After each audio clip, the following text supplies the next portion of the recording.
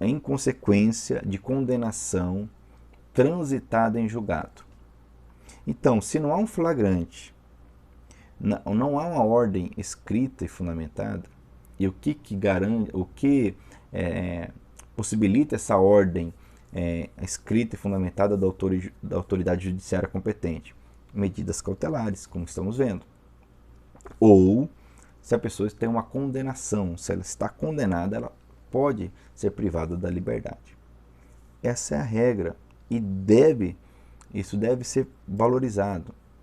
O senso comum, e nós como estudantes do direito precisamos nos ater à técnica, logicamente sem ignorar a realidade ao nosso redor, mas entendemos a técnica legislativa, entendemos o espírito da nossa Constituição, e não apenas da nossa Constituição, mas do ordenamento internacional como um todo, os tratados sobre direitos humanos, sobre questões processuais.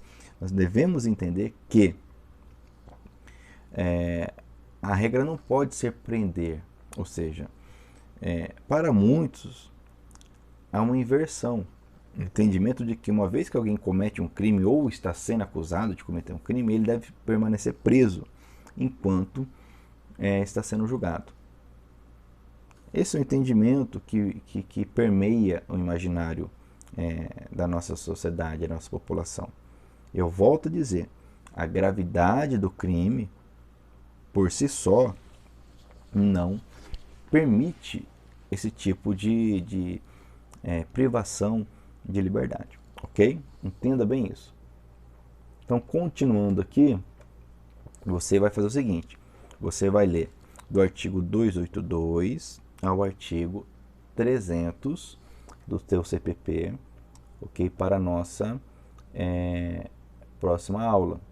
Por quê? Esses artigos eles vão tratar das disposições gerais acerca das medidas cautelares, regras que se aplicam a todas elas. A partir do 301, nós vamos trabalhar aí as medidas de forma específica, ok? Começando com a prisão em flagrante. Então, o que eu quero que você memorize e compreenda nesse primeiro encontro nós estudaremos medidas cautelares, as quais existem no direito processual como um todo e tem por objetivo garantir o resultado do processo, um resultado eficaz, adequado. No que diz respeito ao processo penal, lembre-se, a medida cautelar não é uma punição, ela é uma forma, um meio de se garantir o processo, ok? E o processo não é um fim em si mesmo, ele é um instrumento para a possibilidade de se aplicar o ius puniendi, se aplicar ou não, uma vez que nem todo acusado é condenado, ele pode muito bem ser uma pessoa inocente que está sofrendo um processo de forma injusta, certo? E muito cuidado com essa compreensão de que a prisão é uma punição. A prisão para o condenado é uma punição também, ok? Porém, uma prisão preventiva, uma prisão temporária, a prisão em flagrante não se presta a isto, de forma alguma, ok? Entenda bem isso.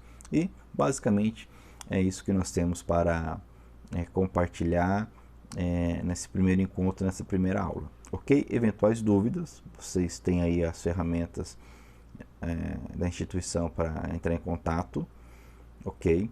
Para questionar ou mesmo alguma crítica, algum elogio acerca da aula, uma vez que essa situação é nova, essa forma de ensinar é nova, pelo menos para mim.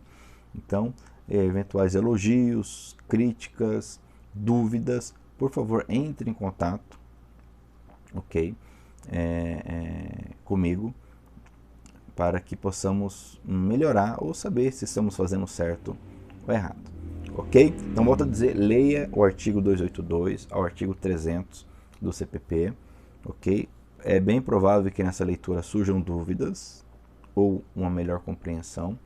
Faça isso, de preferência, no site do Planalto, ok? Se o seu CPP não for atualizado, Eu volto a dizer, houve uma grande reforma no final de 2019, então se o seu CPP for de 2019, dependendo aí 2020, pode ser ainda que ele esteja desatualizado. Então, eu sempre oriento ir pelo site do Planalto, que ali você vai encontrar com toda certeza essa legislação atualizada.